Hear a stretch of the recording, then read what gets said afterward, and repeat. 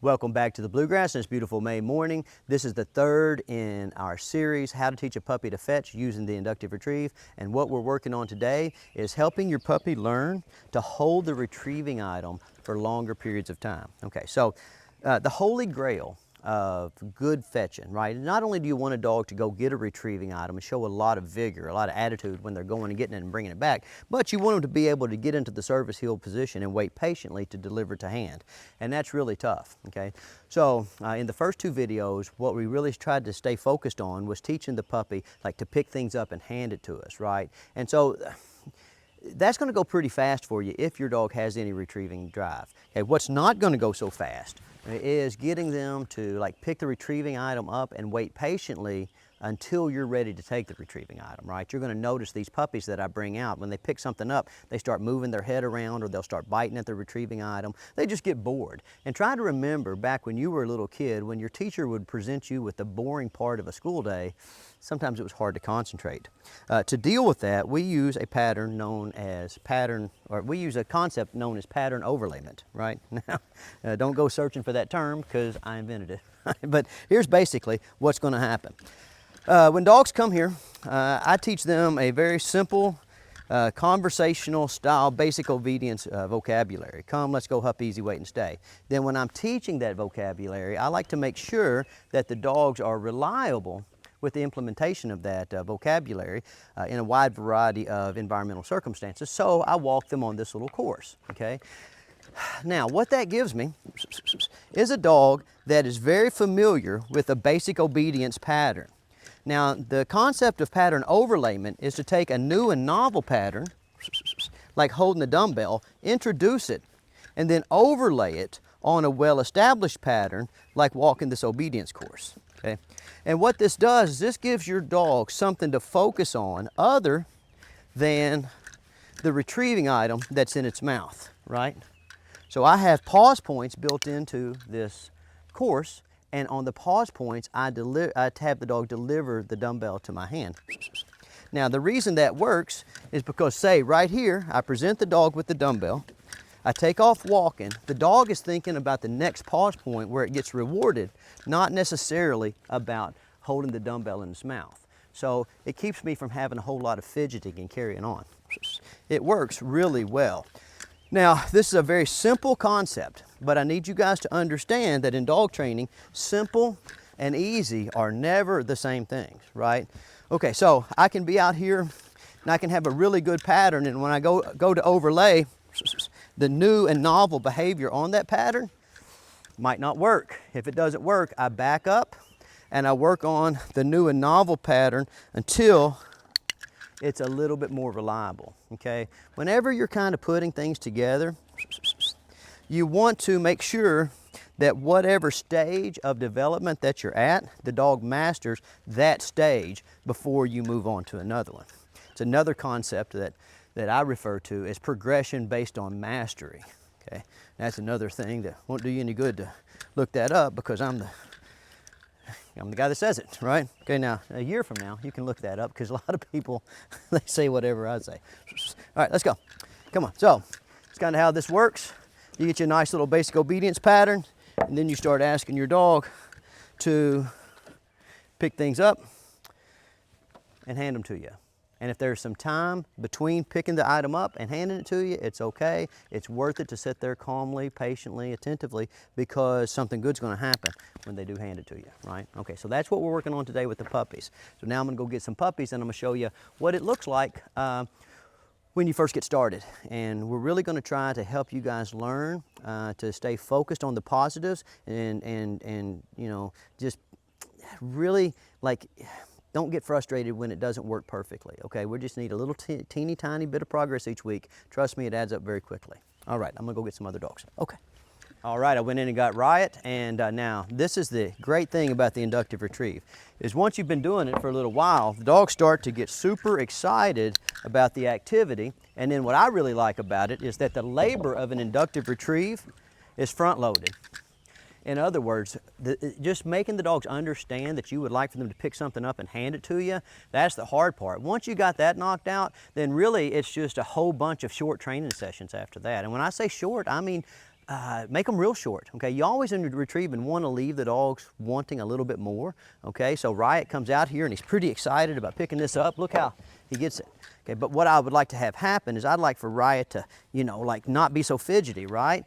Okay, so I got to pick it up and hand it to me, and I've got him excited. That's awesome. Now I want to teach him to, you know, to hold the retrieving item a little bit more calmly. So again, we're going to get back to that concept of pattern overlayment. Riot knows that when we're working on our basic obedience, our formal schoolwork stuff, that we have to walk this course, and that there are rewards that are strategically placed in this course to encourage certain kinds of behavior, right? So he's got that basic pattern. He's done it 1,000 times. All I'm going to do is I'm going to add in this new and novel behavior of holding the retrieving item, right? So I get to a pause point, ask Riot to hold that.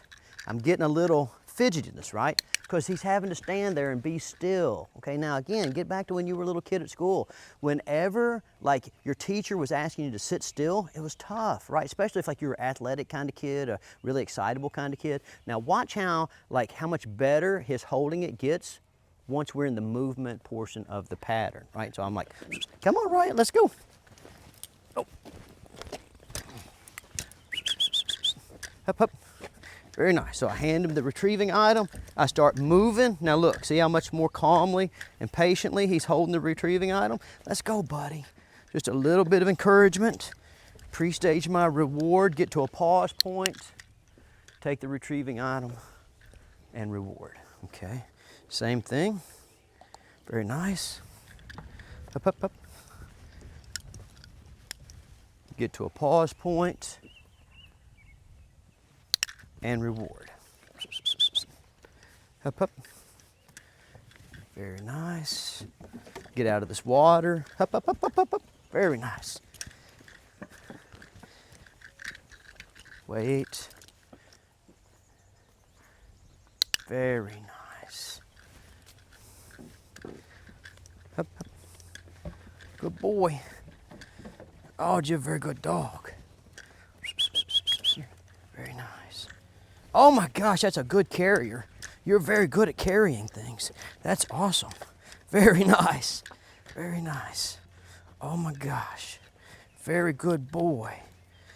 Oh, I mean, this is really a neat thing to do, you know. Now,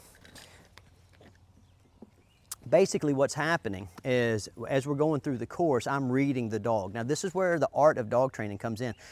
I can't tell you how well your dog's going to hold the dumbbell or how many steps you're going to take. You're going to have to track that for yourselves. But I can tell you that you have to be open to the fact that every session is going to look a little different, and you have to have a pretty broad definition of what constitutes progress.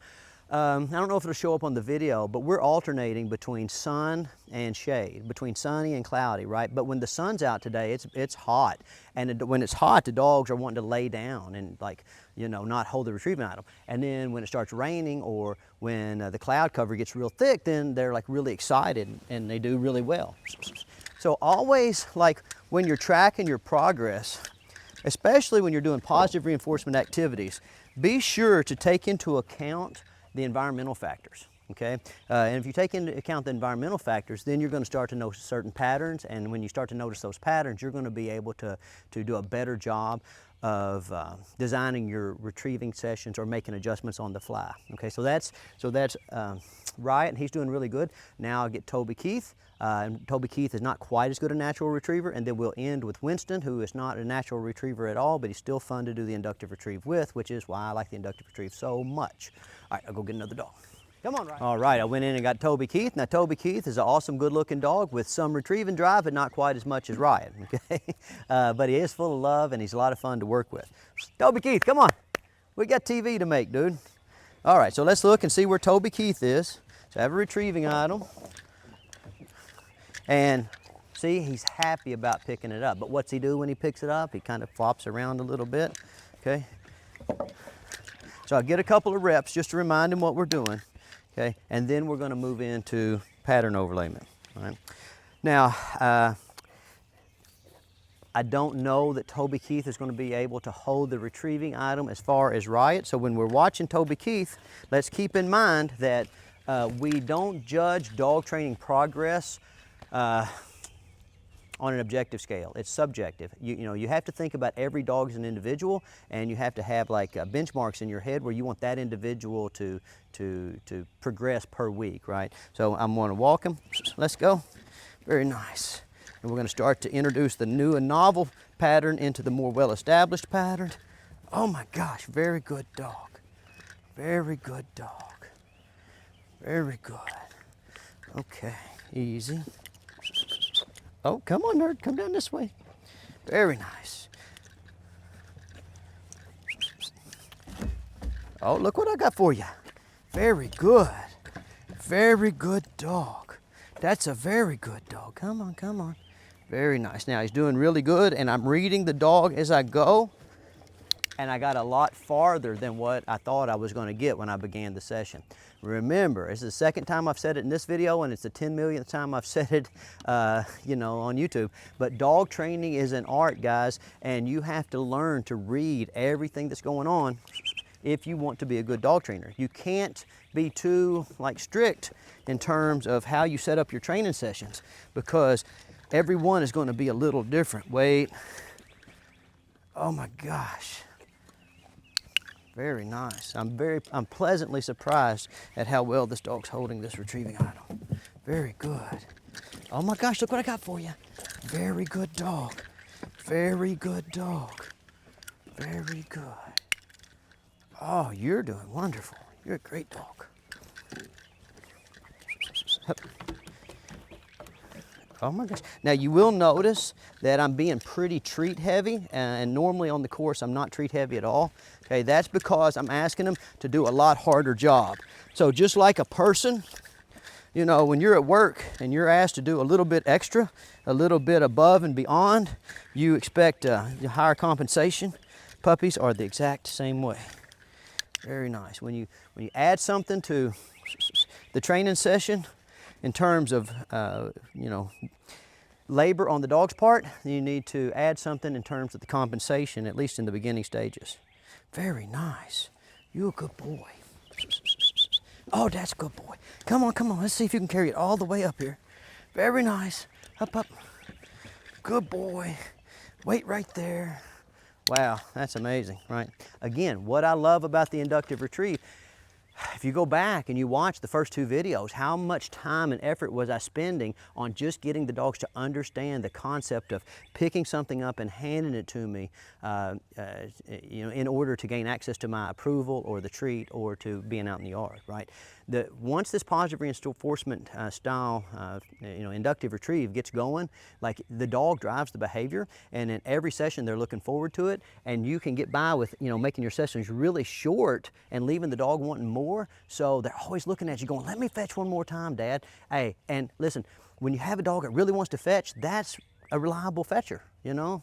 So don't think that you have to force dogs to be reliable. You want to outthink the dogs, not outmuscle them. All right, now, we're gonna go get a dog that honestly doesn't have much in the way of retrieving drive, right? But really loves to eat. So we've taught this dog that to access the rewards, the food rewards, it comes as a result of the indirect action of fetching, right? And so we're gonna see how that works out.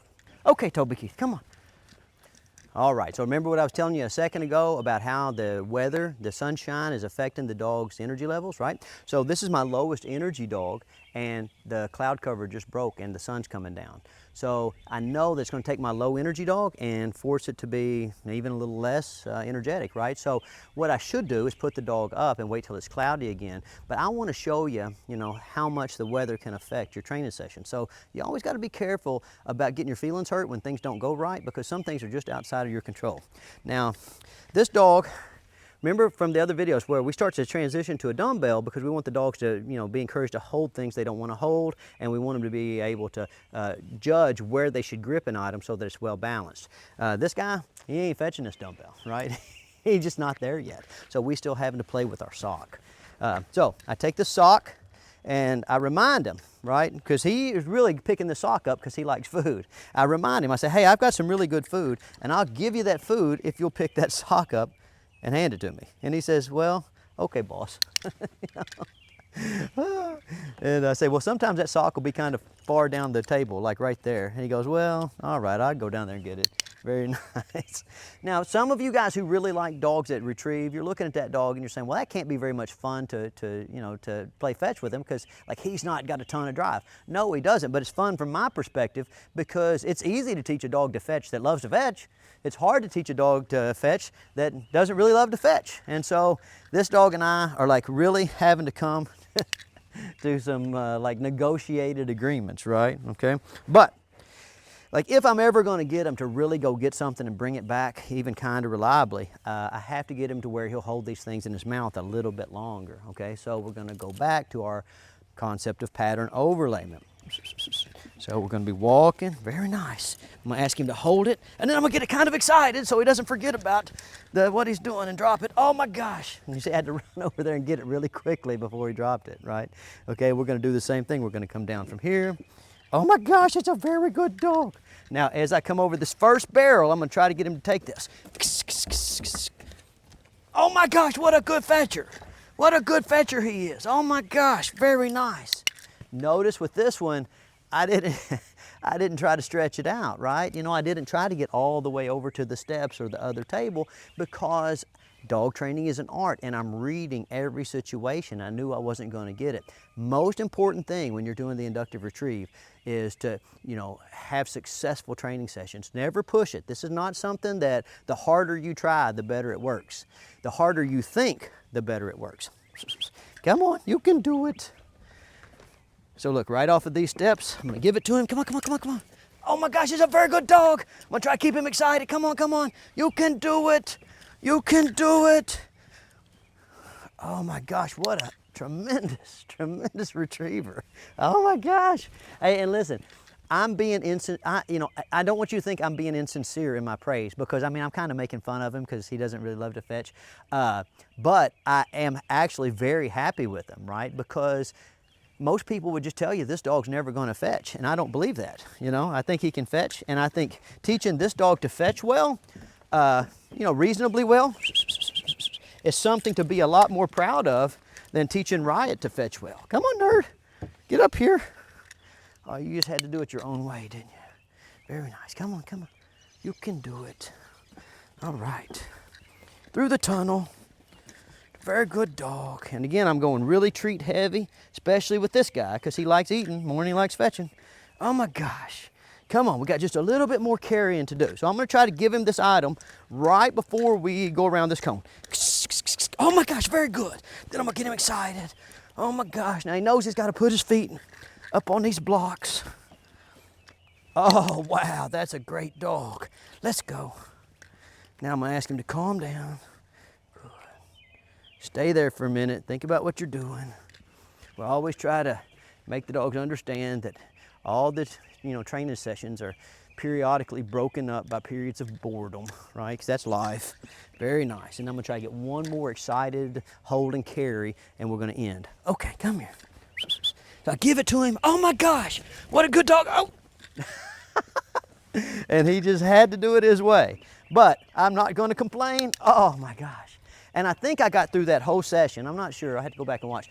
But I think I got through that whole session without ever having to pick the retrieving item up off the ground. And now would I define that as he, like he went and got something and brought it to me and waited patiently to deliver it and?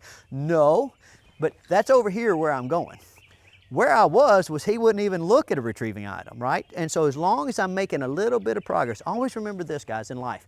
If you just get up and keep putting one foot in front of the other, and you just never stop, it doesn't matter whether you take big steps or little steps. If you never stop, you will eventually get where you're going. And don't get on, when you have a dog like this, don't get on YouTube or social media and let somebody else make you feel bad about how your dog retrieves, right? Okay, it's the process that's important, not the results. None of us, are gonna live or die based on how well our dogs fetch, regardless of what anybody tries to tell you, right? So enjoy the process, and I promise you will eventually get over here to where you're going. All right, I'll see you guys next week. Oh, you're a very good dog. You're a very good dog. Perfect, perfect dog.